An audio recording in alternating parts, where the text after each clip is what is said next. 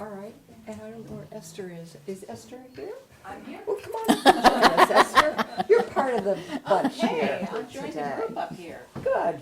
Well, welcome everybody. The Sunday afternoon with programs happen usually in conjunction with the exhibits that we have. And this is a very special one that we have today in conjunction with the music festival.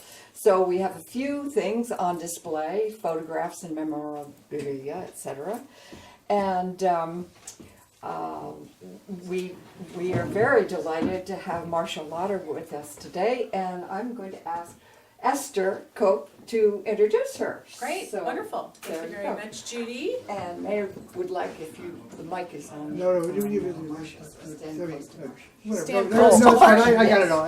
Here, We're actually, fine. why don't we No, put you know- Marcia here? Yeah, yeah. I'll stand next to Marcia here and introduce her. How's that? Excitement. We love That's- excitement. Perfect. That's wonderful. Well, Perfect. perfect. Oh, Well, yeah. thank you all for coming. And I wanted to give you, we're really pleased to have Marcia to speak with you about Tales of the Festival, because she's been involved with the Mendocino Music Festival from the very beginning. So let me tell you a little else about Marcia. She was raised in the Pacific Northwest and credits her initial passion for classical music to the time she spent playing in the Portland Junior Symphony as a student. She studied with many notable teachers and has had private students of her own since she was 12 years old. Got that? Private students since she was 12 years old. Marcia started very early. Marcia especially loves the variety of experiences she has had through playing the violin. She's played in backup orchestras for Smokey Robinson, Judy Collins, Johnny Mathis, and once performed in a chamber group for a birthday party at the Francis Ford Coppola farmhouse. She won a seat in the Santa Rosa Symphony in 1978 and has been making the lengthy journey back and forth ever since. Because you live down in Wallala. Oh, Wallala, right. She is concertmaster of the Symphony of the Redwoods and has been associate concertmaster for the Mendocino Music Festival for these entire 30 years. So we have the expert here. With the chamber group Sonatina, is that correct? Sonatina, Marcia plays for weddings and special events all over the country. She hosts a weekly radio program on contemporary classic music on KZYX and has published a book that she hopes will be helpful to brides traveling to the area to get married in Mendocino. And that is Your Mendocino Wedding. You might pass that on to younger friends that you might have. Marcia, please, thank you very much. Well, thank you very much for coming. I'm delighted that all of you want to know about the history of the music festival. And, you know, I see so many faces that have been involved in the festival from the very beginning, too. So I hope that you'll also contribute your ideas and comments as we go along. I was sort of thinking that in honor of this lovely heritage house that we would sort of pretend we were in our jammies around the fireplace and having a little conversation before dark and telling stories or something like that. So let's go. So in the beginning was a garish yellow and black tent, striped like old-fashioned prison suits. And it looked enough like a circus tent that small private planes would circle overhead while we were having our afternoon rehearsals because they thought they were going to see the clowns and the elephants any minute. This was in 1987. And when there was a fire or an accident, the piercing siren from the firehouse would go off in the middle of whatever was going on. And I actually thought we were through with that, but that happened last Saturday, too, a week ago yesterday, when during the wonderful Bach concert that Jeff Nuttall was giving, the siren went off, and I hadn't heard that in years. So it must have been something really serious, because I don't think that's happened for a while, but it used to happen all the time, and you could be in the middle of anything and it would go off, and that was kind of a problem, day or night. Let's see. That's one of the reasons that we changed the schedule this year, was because those tent walls don't stop any of the sounds from outside. And I'm sure you've all experienced that in the concerts, that you hear the car alarms, you hear the motorcycles revving up, you hear anybody's laughter or raucous conversations and amplified music from any place that might be having it. And we know that we just have to be patient and flexible, but we also decided that we could never win that battle, that the noise was always going to be something greater than the music as far as the noise was concerned. And it wasn't fair to the soloists either, that the soloists can't compete with car horns and things in the middle of their wonderful concerto. And so that's why we've changed not having Saturday night performances so much. We're laughing at the pictures behind you. Maybe we should pause them so we can focus on you. Oh, it's okay.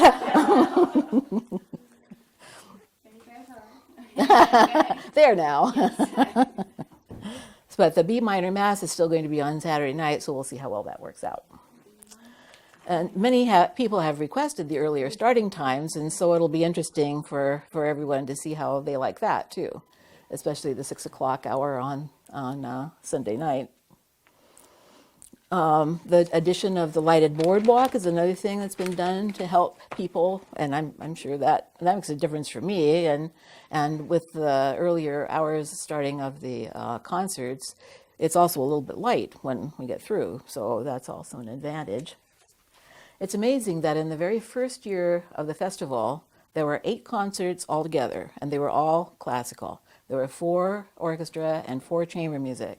The budget was $75,000, and the festival made a $7,000 profit. A labor of love. Well, that's true. A lot of things were not paid for, probably, and that's a very good point. And then the jazz and world music acts were added for more variety later on, and now we try to break even every year on the budget and try to be careful with how much is spent for acts and also on the music that we have to rent. And that's one of the main reasons we don't have more contemporary music like Gershwin, even, or Copland, because those things are really expensive to rent the parts. It might be $1,000 just for something that takes 10 minutes or something to play, and so it's just not worth it. And you think of all those things as being really old, but they're not in the public domain yet. And if they're oh, okay, too distracting. How long is it public domain?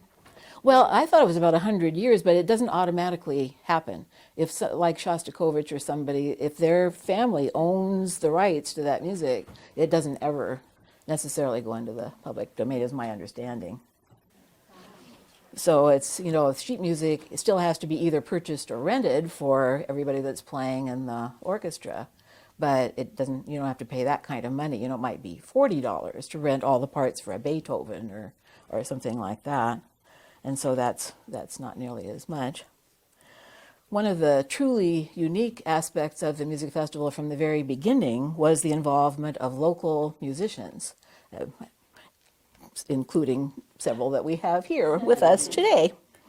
As far as I know, there's no other festival that's ever tried to do that. And it was really a unique concept. And you can understand why, because you have all these professional musicians and they don't want to sit next to somebody that isn't as good as they are. And they're always looking at each other to see what they aren't doing quite right and to be critical and, all that. It's just the nature of the game. And so, it can be a little bit touchy to put the two together. And one failure of the system we had at the beginning was that the professional people were not always told that this was the system we had. And so there were some hard feelings at the very beginning. But it was something that really made a huge difference in our local symphony, as you can imagine, having the local people all sitting with these great players. And that was the idea. It was supposed to be a mentorship, and, so that's worked better for some than for others. But it was a training situation that both Alan and Walter, who started the festival, took very seriously. And I'll go into that a little bit later about the start of the festival itself, but that was an important thing. And, it's too bad really that the people in the orchestra haven't been kept aware of that, because it was an important thing, and it's continued for, this entire 30 years to some extent. And Alan is just really a treasure of a conductor because he has a magical ability to put together an orchestra with a ragtag group and on a moment's notice and with whatever the forces are at hand. And you see that in the Symphony of the Redwoods, for every single concert. And most of you go to those too, I think. There are various stories floating around about how the festival did start. Walter Green wrote a book of his own, and so he has one version, and then there's another version that appeared in the paper, and it's just, but I'll tell you what I know.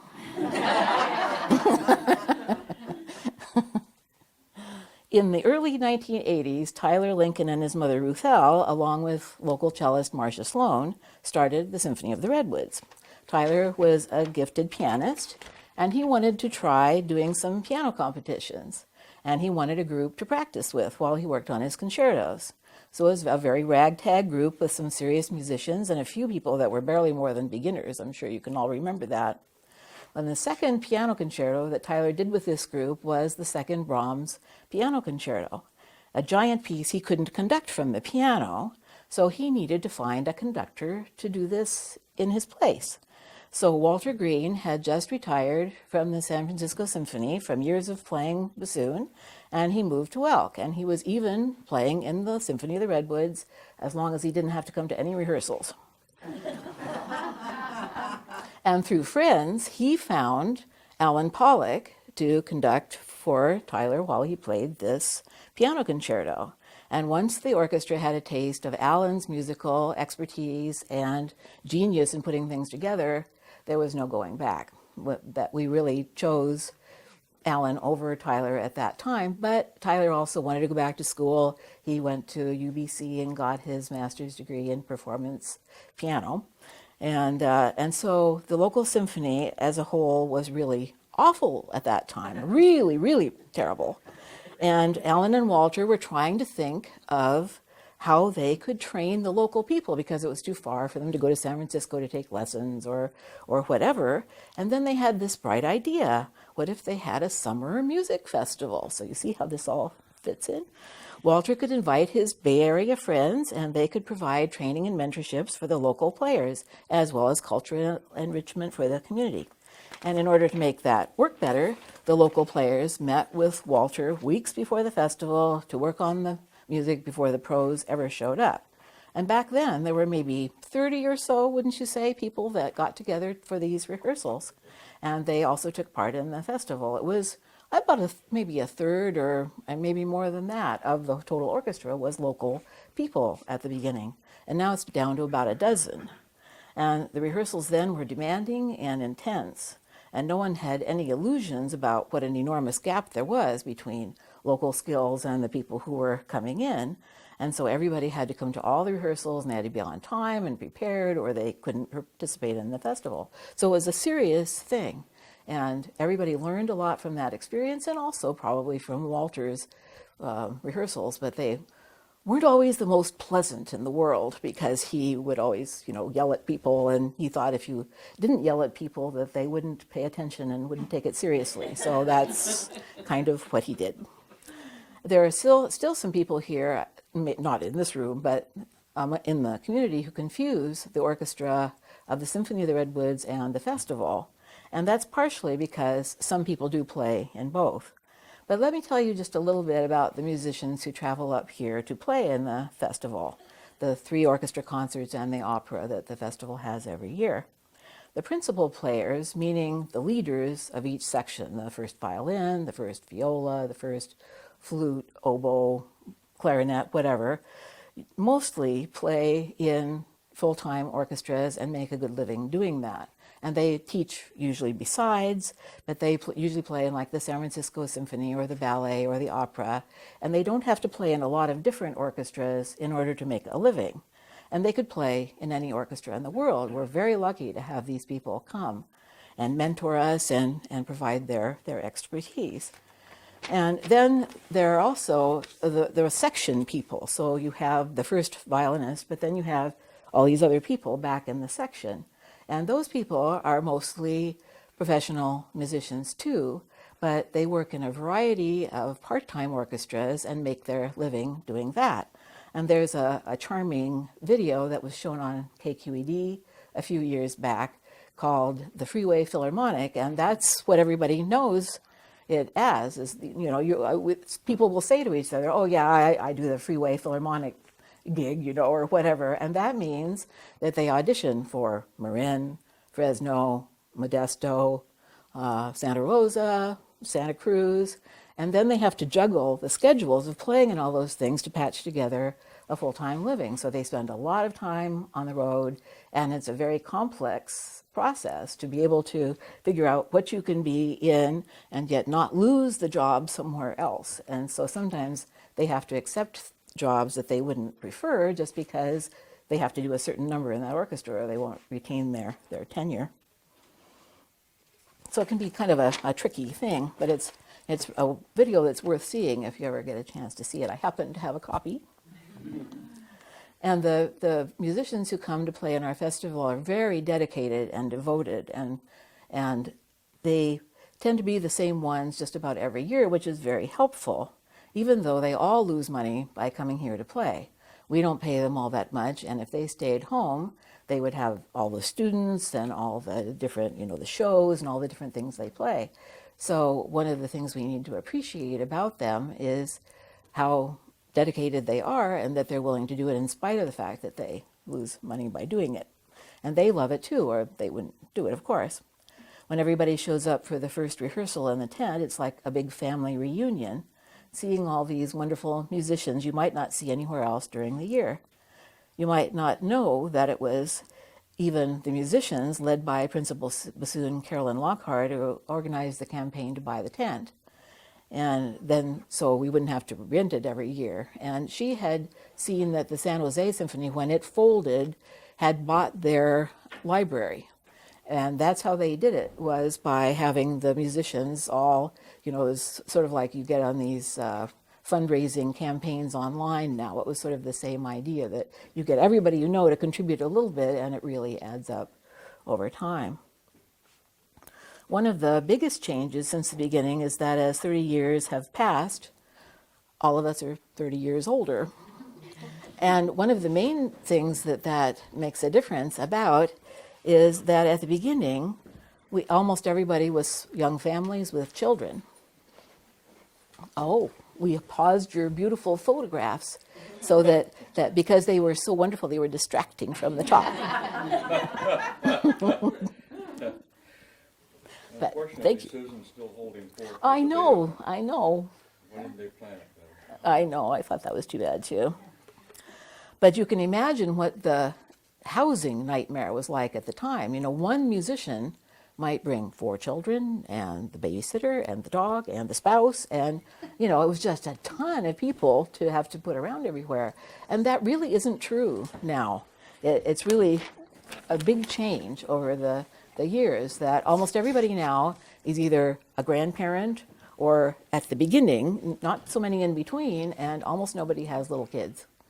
So, but it was fun for the kids at the time because there were so many of them, and somebody was telling me the other day that the babysitter taught them a lot of bad language. That they had the bassoon player's son, who was maybe an older teenager or something, was the babysitter one year, and they said that the kids came home and, oh dear, this was not so good.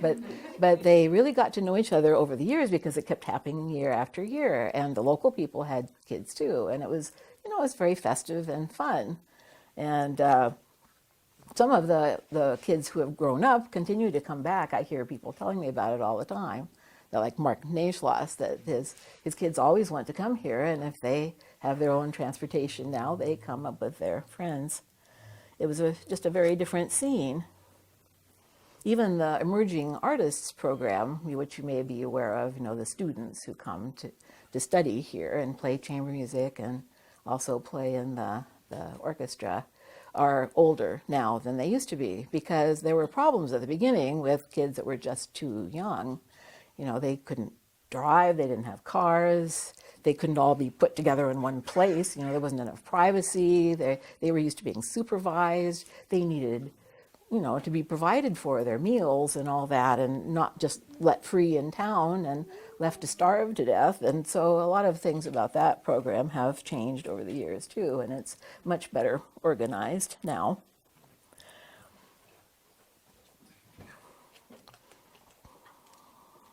And by the way, you should go to see their program on Friday night. They give a chamber concert at Preston Hall at 4 o'clock, and that's really worth seeing because the kids these days are phenomenal. They really do a wonderful job.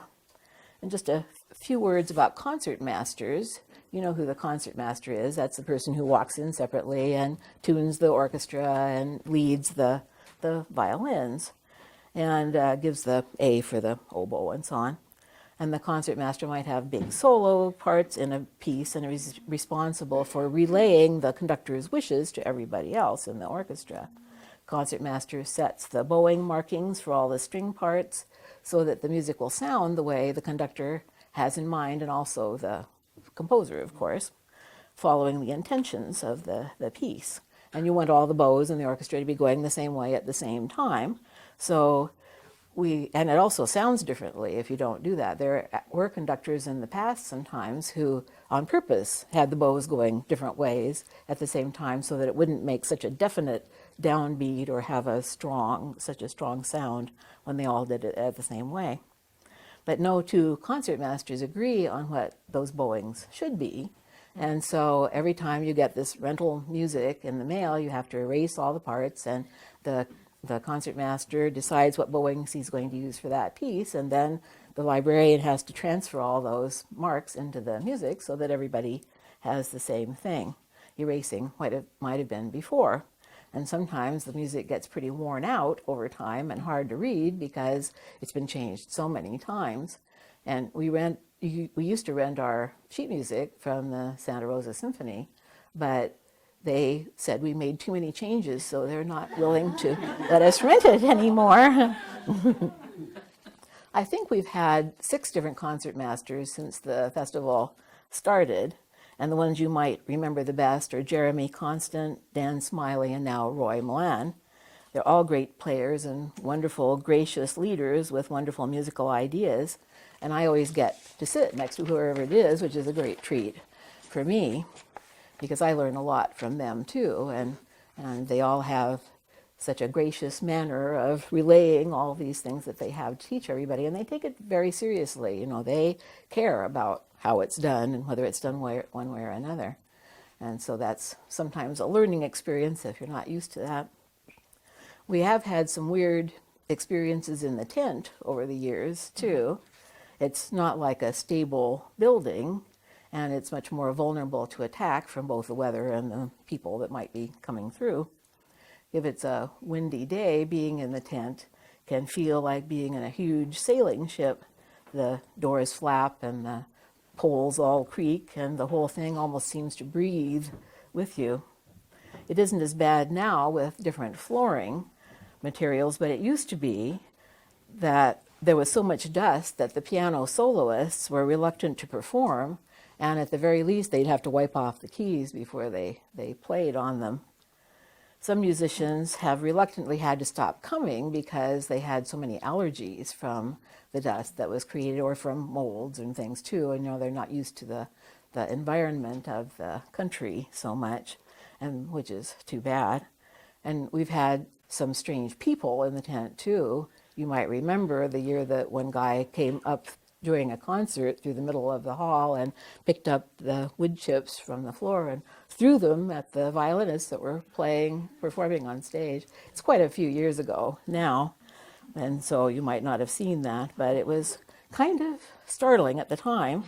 And one time somebody else tried to cut the supporting ropes that were holding up the tent, and so now they're very careful about security and making sure that things like that can't happen, because you just can't predict what somebody might decide to do. And it's also hard to make everything work consistently in the tent. One time Jeremy Constant was playing his violin concerto, and all the lights went out in the whole place. You remember that? I think he was to the slow movement by then, and he could have done the whole thing, probably standing there in the dark, but the orchestra couldn't read the music, and the audience was in the dark too, and so they had to, I don't think it was out for very long, but, it's just, you just never know what's going to happen, really. Unfortunately, nobody's ever been hurt. We had a piano collapse on the stage in an early day. They were putting up a party, and I guess they just got too much weight on it or something, but they weren't always as careful then about how things were constructed. And one time the risers for the choir fell too, and so that's been something that everybody's had to pay attention to. So does anybody? Tune the piano frequently? Yes, but I don't know if it's any more frequently than anywhere else, because they have a piano tuner hired every year, and that person comes and does it. But they have to do that everywhere, and when it's moved, for sure, then you have to tune it right away. But I don't know that. I mean, the thing that usually makes things out of tune the most is if the temperature changes a great deal, and that might be true if the piano is in the hall overnight. So, and I guess it is. So maybe it does have to be tuned more often. I haven't heard that, but it's a big job because they have all these, they have the piano series as well as the concertos and the chamber music. So it's a big job to keep all those pianos going. I wonder what memories any of you might have that you'd like to share that you might have thought of while we were going through all this. Do any of you have any? I remember Thing? they had an earthquake one year. Oh, really? I don't remember during the that. performance. Well, maybe you don't notice as much on the stage as you would in the audience. And the light. As long as the stage doesn't fall down. Around. Yeah, it was a small one, but being true Californians, most of us just sat there and wrote it out, and then they went on with the music. It was pretty exciting, though. But you could really feel it then. Oh, yeah. Huh. Yeah. Yeah, I don't remember I knew that it at was all. something different other than just a downbeat of some kind. All right. Have very many of you housed people, musicians in your homes? This isn't a past, this is about to happen. I'm housing a musician who's leaving, and there's a young bass player coming up to take his place. And on Saturday night, his wife and child wants to come up. You're talking about 3.5. I can't have them at my house, so we're looking for Saturday night for a bass player, his wife, and a 3.5-year-old. Anybody in this room? Any takers, do let me know. Thought I'd mention it since you were talking about young families and musicians. Probably 6 years ago, maybe a little longer, it actually rained noticeably during a performance. Oh, wow. So I don't know if it I happened get that on the road. prior to that, but we were sitting there during the performance, and maybe it was a half inch to an inch of rain in July. And the billows in the tent, this was pre us owning the tent, Yeah. and the billows were filling up. The Oh, water, my you gosh. could see it, sort of. Huh. And Matt Rowland was handling it then, and I don't know what he did at halftime or during the break, but somebody did something to create a successful evening without them causing a problem. Wow. Because you were worried about it dumping on them. Well, we didn't know what would happen. It's not like the tent's gonna fall down, but we could get wet. Hi, I'm Susan Jewell. I'm also a classical music DJ on KZYX. And I remember the first year we were broadcasting, and it was still in the old tent, and it was all dust and sawdust, and our unit was just on a table, and we put the ISDN machine on the floor underneath the table. And my engineer set it up, and he plugged it in, and he thought it was fine, so we went off to the bar. And I was down there, and I suddenly realized that we weren't bonded to the station.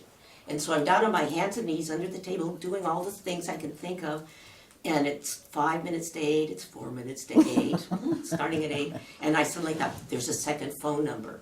I don't know what it is, but I think I know how to get to it. So I'm, little engineer that I am, I push the button. Wow, it's very Connect. impressive. I can't do any of that. So I start to, sit up and quick bonk on the, So I crawl out, and I'm standing up there, and I'm all full of dust and sawdust and dirt, and I'm sneezing, and I suddenly realize it's 8 o'clock, so I pick up the microphone. I didn't have time to sit down. Good evening, ladies.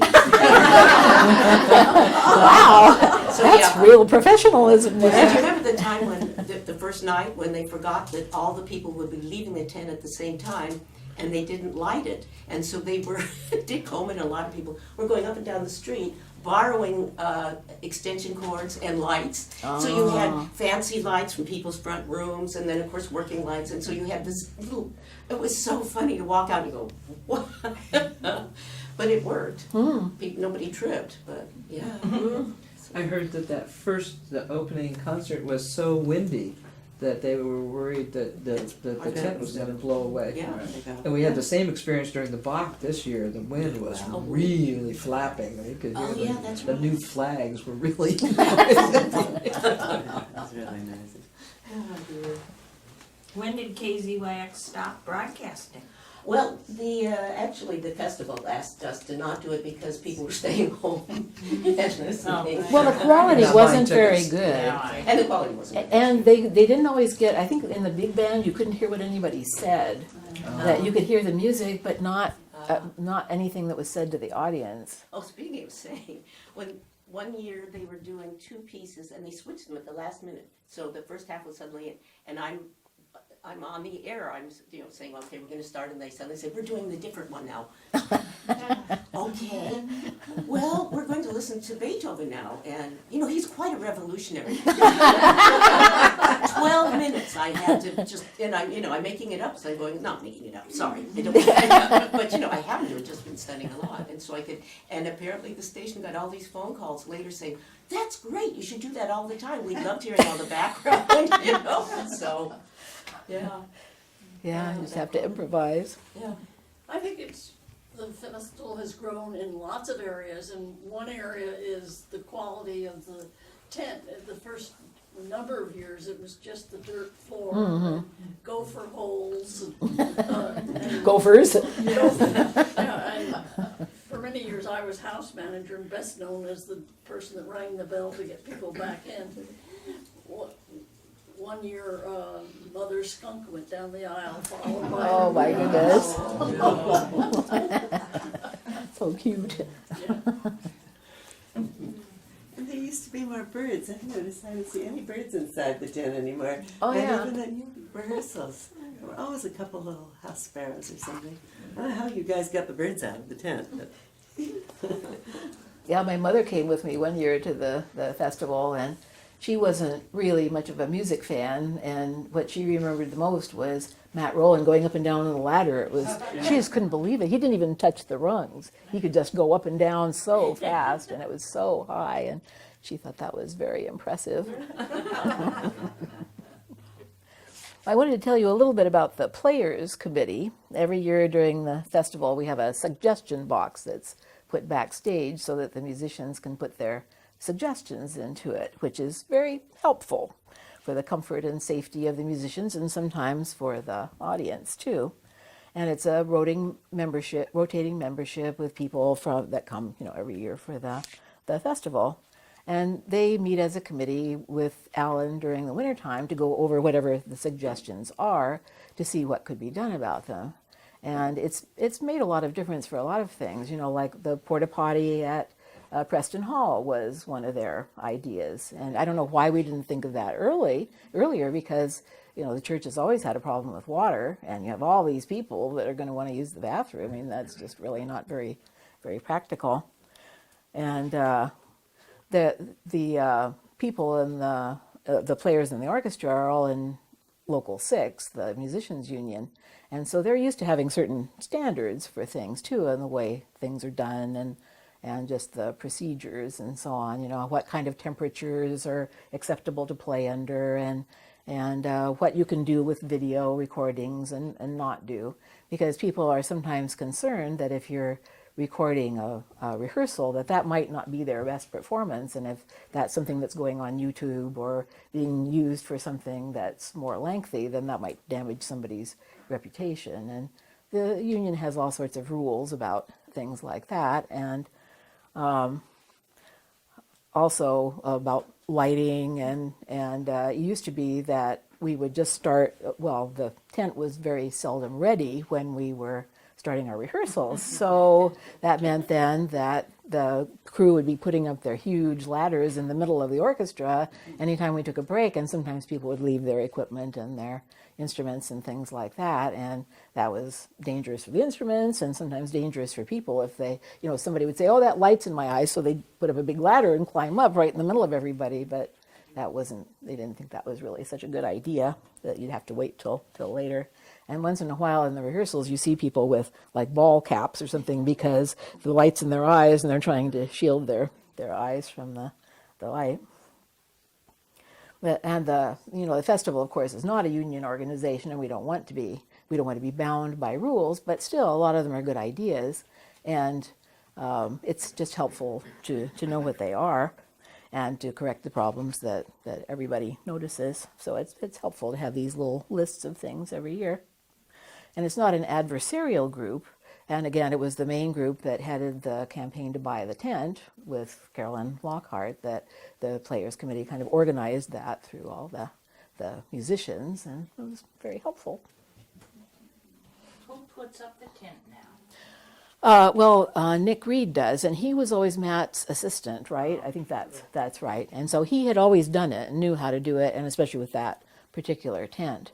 And it's stored in parts, I believe, during the year. And was there a cleaning crew this year? Yes, they did do some cleaning before they put it up. Mm-hmm. I remember back in the day helping Bob Wynn put the tent up. Oh, really? I don't know what year that must have been. Oh my gosh. I'm one of those festival kids. When the festival started and my mom was playing, and I think I was 13 the first year I got to play with the festival. Maybe. I don't remember how young I was, but then when the scholarship program, as it was then called, started, I got to be a scholarship student and all that. You were a local learner? Yeah. And then I came back from college in the summer and got to play, and came my first year of med school, I got to come back, and then after that it's time to be an adult, I guess, and work. That was a wonderful program. The way to really learn from these, what an amazing experience to play next to professionals who are, like you said, so just gracious. Open and really interested in what's going on with you, and they really are here because they love this community and not So just what was that like to raise the tent? How did you actually go about we were doing just that? going to some place inland, I don't even remember what road, to go get the stuff. Oh. And I only remember because somehow the truck got stuck, and but anyway.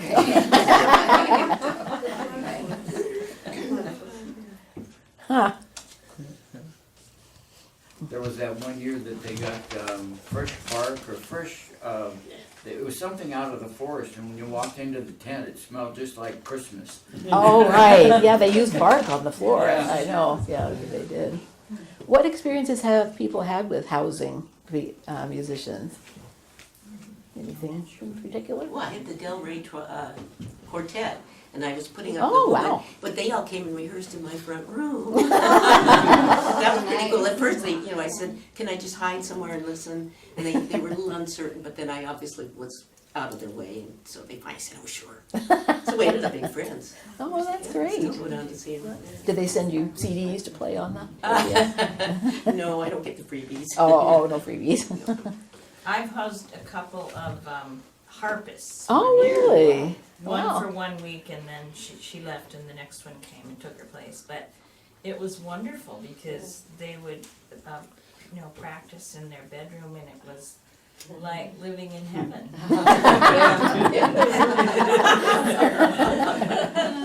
We house Marcia Lauder every year. We're astounded as to how little she has to practice. And if she does practice, she's not practicing that night's concert, she's practicing a thing in a week or something. Well, and I remember at your house, you used to have game nights, and everybody would come over to ride horses, and and that was partly because of all the kids that were involved in anything. It was these families that everybody got to know, and it was really a lot of fun. We housed an opera singer last year. We had just bought the house and didn't realize that there's a gigantic redwood tree sewer system problem going on. So they had to be instructed to not use the septic system until we figured it out what was going on. Anyway. Well, Annie, you had kind of a funny experience with your opera person too. Well, I had this young opera singer show up 2 years ago, and I live up Little Lake Road, and they had told her that, my house was in walking distance, but it's barely within walking distance. And she had high heels and no coat, and I remember saying to her, "Did you know where you were coming?" She said, "No, she was just interested in the music." So I was driving her back and forth to give her a coat, but but it was fun that year. They all came up to, all the opera singers came up to my house and had a little sort of impromptu party at my house. They had a video of their performance, and they all came to my house, and that was really, it's fun to have the whole group there. And, Yeah. I once put up a percussionist, and he was in our back room, and when a tree fell, and Ooh. we heard the sound starting to go crash, and then we heard the scream. So we run down, "Valerie, are you all right?" And he's shaking like that. It's like a foot away from his window. Oh. And Jerry and I go, "Oh, look, more firewood." He did not laugh. That was not his point of view. I heard a nice story that was shared by the fellow that played trombone here for the Scotch tasting Don. I think he's All right, second Denham. trombone, and he's been coming for quite a few years. And the first person that he stayed with, they developed a friendship. So he's been somewhat similar, coming back to the same place, and so he had a nice little friendship, story to share. Yeah, and quite a few people have bought houses on Little Lake Road, and it's gotten to be, so it's almost an artist's community, that you can go up and down, and all these different, Mindy and Marcia and Marion and Dawn and all these people live along that road, and it's been really kind of fun. We would put people on our horses, and we put musicians and musicians' wives, Mark Naslach's wife, who hadn't ridden for decades, and their kids. But there is one, do you know the Soul Quartet? No. Yeah. Oh, well, yeah, There was a viola player Soar, with maybe? a Soul Quartet who had never been on a horse ever, and we put him on, and we told him what to do, and he rode off. The horse totally believed him. It was a miracle. It wasn't here. It wasn't there. Was that But he after the was concert? good. He knew what to do with his body. Yeah, it's amazing. Huh. Well, it's funny that not all festivals have the same orchestra every year. I mean, not even close. Some of them get a different conductor every year, and they bring their orchestras with them. And so, obviously, that's a whole different kind of experience. You don't get this kind of continuity or friendship or feeling like you're coming home in some way. It really works well for the collaboration. And I didn't mean to make fun of the stage crew either. I mean, they work really hard, and we have a great deal of respect for them. And just because strange things have sometimes happened, I mean, they're really careful not to let those things happen now. And everything's been learned over the years. There's one thing about Walter Green. I guess he associated white tents with hospitals and war. Oh, And so I he didn't know wanted the that. striped colored tents, and he really didn't want a white tent, but they didn't have big enough non-white tents, so he had to, and my guess is that's why they always have all these flags all over the place. They used to slap you in the face so to distract from the whiteness of the tent and its associations. I didn't Yeah. know that. Yeah, I think he isn't given nearly enough credit, because I think a lot of the festival is definitely his idea. How many years has he not been part of it? How long's it been? Since he died. Well, right, that's my question, is when did he die? Does anyone remember? I don't know when that was. I think he wasn't totally involved towards the very end either. They Yeah. didn't play, yeah, but he was involved. Yeah. The last time he did a concert for the festival, it was a 4-bassoon concert of all the most ridiculous things, and he had Larry, the big guy, Oh, right. with him, next to him, Uh-huh. and Walter blew the hard part in this quartet, and he just couldn't get it out. And it went on, and during a quiet spot in it, Larry put his hand on Walter's shoulder and basically said, "It's okay." But that's the last time I ever saw him perform. Yeah. Wasn't it the year the final symphony was Beethoven 9? Oh, yeah. maybe. I think You might Alan remember that, chose but I don't keep track of one year from another. They all blend together Yeah. after such a long time. But he was very much valued, and he used to go out in the audience when we were doing rehearsals and listen to see what the sound was and the balance and things like that.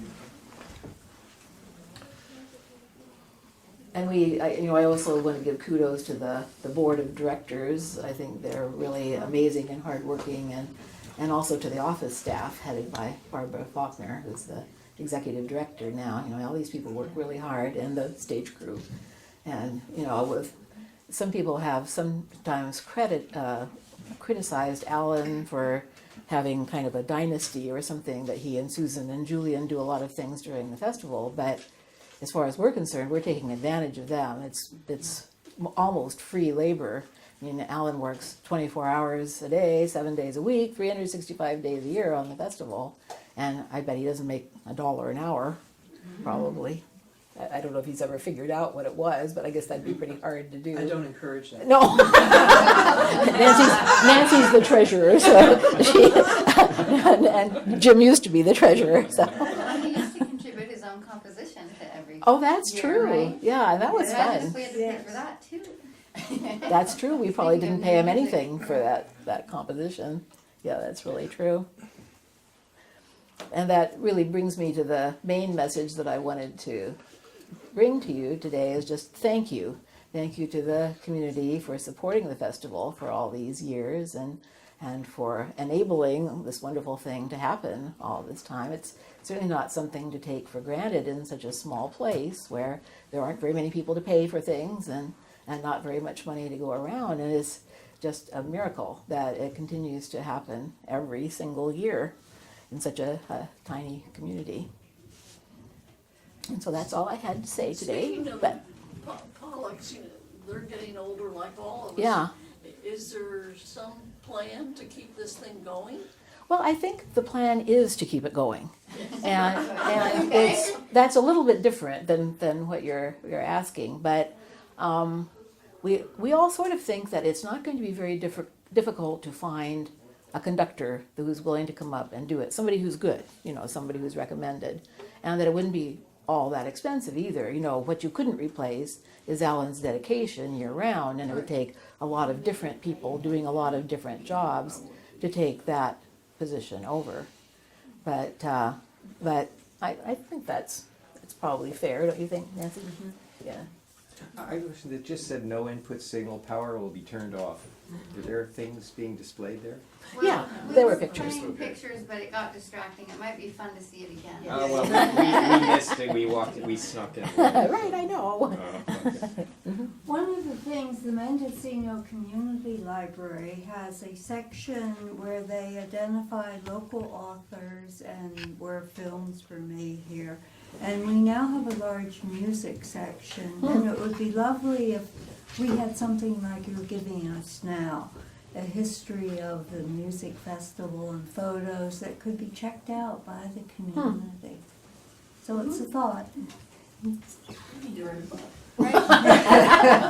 If you write the book, it'll be the way you say it.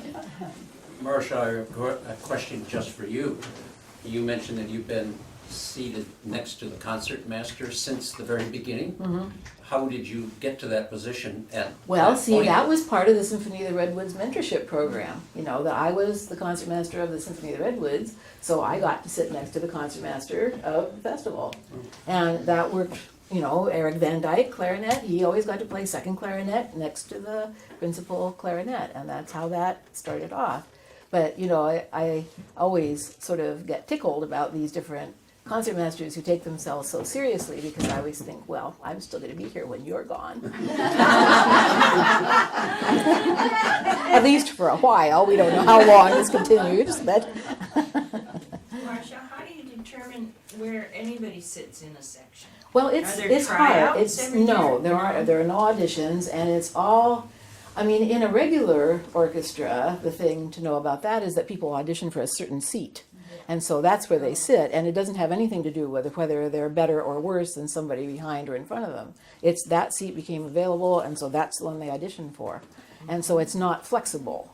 But in this orchestra, it's kind of word of mouth, and nobody is supposed to take that seriously about where they're sitting. You might have some of the best players sitting in the back, mostly, I guess, because maybe they're more recent. That the people who have done it the longest and that are the best known kind of tend to sit in the front, and the people who are more recent tend to sit in the back. And who decides where the emerging artists sit? Well, they pretty much always just sit in the back because they don't necessarily come to all the rehearsals of the orchestra, and they don't play in everything, and they rotate too. I think there's usually one in the first violins and a couple in the seconds. Lorraine, is that right? You have 2 emerging artists in the seconds? I think it's 4. Oh, 4. And then, there's also cello and viola players However too. many you can squeeze in between the harp and the timpani. And you might notice that they have these big, clear music stand looking things too, especially around the timpani, and those are the sound shields. And that's so that the people who are sitting between the harp and the timpani don't get blasted out. So that's a recent addition, and Eric Kritz picks them up from the Santa Rosa Symphony every year and brings them up and then takes them back down, because we always have a 4th of July concert down there, so it's pretty handy to be able to pick them up at the same time. So if you can't get your scores from the Santa Rosa Symphony anymore, where are you getting? Well, there are companies that rent these things out, the big companies, and they'll sell them to you if you'd rather too. It just depends. But, I don't know how much the difference is. To buy a Haydn symphony or something probably isn't all that expensive, but you wouldn't necessarily want to do that same one a bunch of times, and you don't want a huge library. Usually it's less expensive and makes more sense just to rent whatever you're going to use. Actually, that's a question. Is it an honor system when you rent or buy music that, you just can't get one software copy, you have to get one for each individual Well, person? Is that how- it's a legal So it is a requirement. legal honor Copyright laws, exactly. And that used to be true. I mean, I can't even remember what it was like to play music before we had Xeroxes. Yeah. I mean, think about that. I mean, I can remember in the junior symphony they mentioned about me at the beginning that we would have composers come and bring their new music for our junior symphony to play. And it would be these pieces of cardboard scotch taped together and, with things scribbled and very hard to read. And, things have changed so much since then. So now you can Sibelius the whole thing, and change the key or whatever, and it can be easy to read.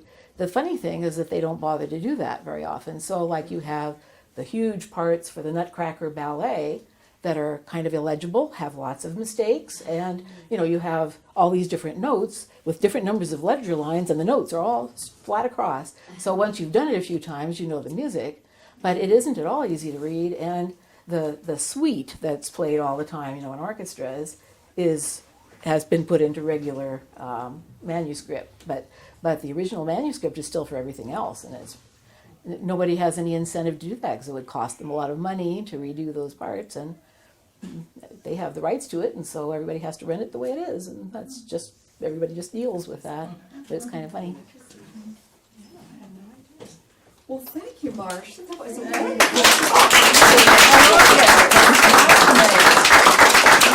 I loved hearing everything from having wood chips thrown at you to the babysitters who taught the musicians' kids bad swear words. Who knew? So thank you all for coming to Kelly House and participating. If you're not a member of the museum, we hope you'll consider joining. There are terrific benefits like a discount on our Sunday afternoon programs. Once a year we publish a historic review, a book that is given out as part of the membership. And then there are other various functions during the year for the membership, which are good fun. And our next program will be at the end of this month, the next Sunday review, or Sunday afternoon program, and it will be, again, about the hippies. Bruce Levine is coming back for our third go-round to talk about the hippies who came into town in the 60s. And then we will change our exhibit, and it will be called Farm to Table. and that's going to be about agriculture. And as yet, I don't know who the speakers will be on that topic. But thank you, Marcia, again. That was just wonderful, and thank you all. Marcia, I have a question. I get it, so, but